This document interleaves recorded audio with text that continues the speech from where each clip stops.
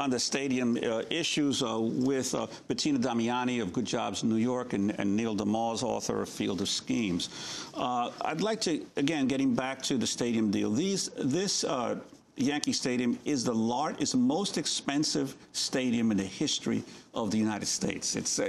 The actual cost is very hard to get your hands around because there's some public infrastructure subsidies, but we're talking about a stadium that is going to be somewhere between $1 and $2 billion when you add up all the actual costs, probably closer to $2. And Neil, could you talk about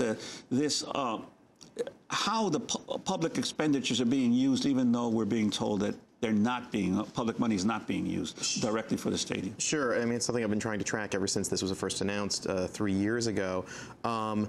There is, as you mentioned, this infrastructure cost where the public is paying for building new parks to replace the ones that were torn down to make way for the new stadium, paying for moving a water main and other things like that. Well, and when you say parks that were torn down, because that was itself a big issue. Yeah, this is public parkland, about, what was it, 20 acres? It was like 22 acres that was actually demolished. It was a park that had been there even longer than Yankee Stadium, that was demolished to make way for the new stadium.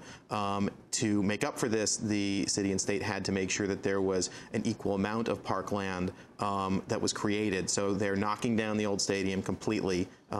Originally the team was talking, oh, we're going to save it as a museum. It's going to be gone starting next year.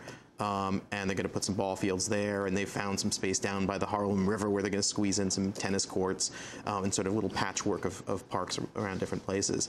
The public's paying for all of that. The public's paying for the actual demolition of Yankee Stadium is all going to be public. The public is paying a good chunk for building new parking garages for the Yankees, including one that will be used by the players and VIPs and various folks like that. And the team is getting all sorts of different tax breaks. As Bettina mentioned, they're not going to be paying property taxes. They're going to be getting mortgage recording taxes. They're going to be getting these tax-exempt bonds that we've been talking about, which is actually a tremendous amount of money if they get the new $300 million in bonds they're looking for.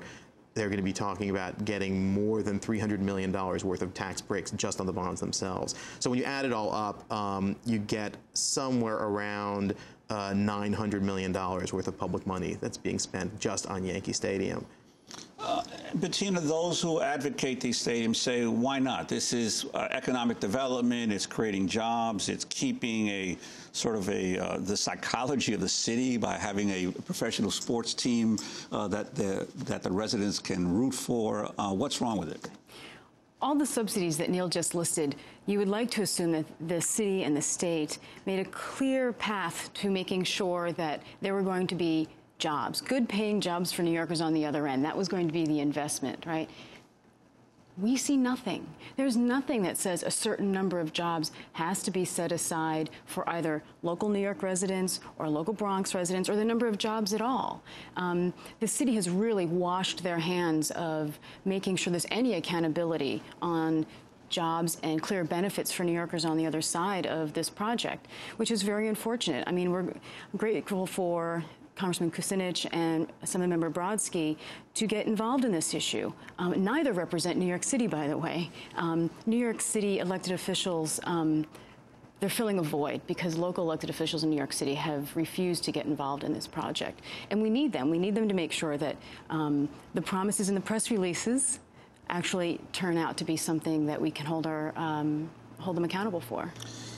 And you have, generally speaking, on this issue of tax-exempt financing for economic development, raised numerous questions over the years. It's been one of my favorite topics, how cities are siphoning off their tax bases to create special deals for developers, and whether it's sports teams or private companies, where they're, in essence, siphoning off the existing tax base from the municipal government and using it to fund special projects.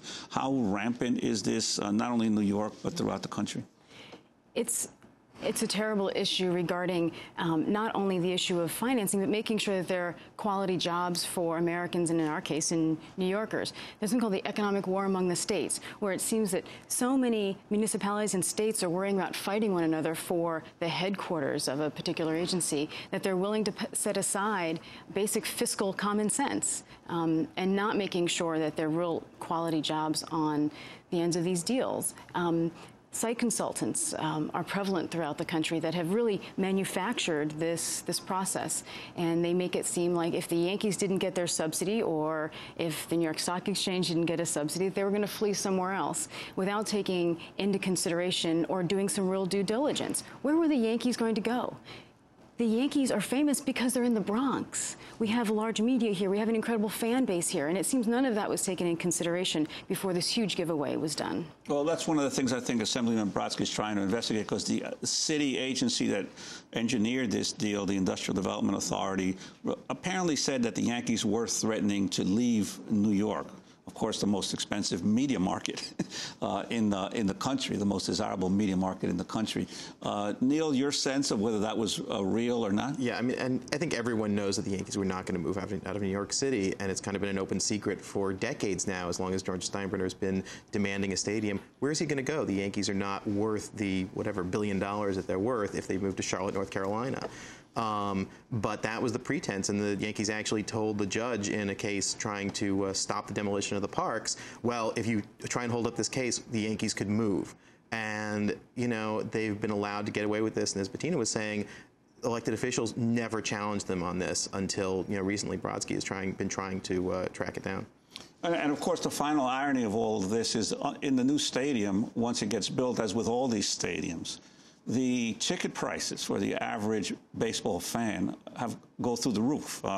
The prices in Yankee Stadium for box seats now are astronomical. They're astronomical now, but what they will cost in the new stadium is unbelievable. Could you talk about some of the prices that they've released so far? Yeah, I mean, they're talking over, you know, $1,000, $2,000 a seat for some of the really premium seats. And I think what you're going to see is... For one game. For one game, yes. For one game, yes, absolutely. For a whole season, you know, all bets are off. But I think, you know, what you're going to see the Yankees do, they've promised to keep bleacher tickets low. They've promised to keep a certain number of, you know, $25 or less seats. I think what you're going to see them do is, especially with Brodsky and everyone else paying attention to the, you know, soaring costs, I think you're going to see the Yankees keep ticket prices low for the first season or two, and, you know, try to say, okay, we're holding the line, and then as everybody's clamoring to get tickets, 2-3 years down the road, you'll see those start to creep up. So what I'm worried about isn't next year is it going to be affordable, but 3 years from now is anybody going to be able to get a ticket? Right, and then of course the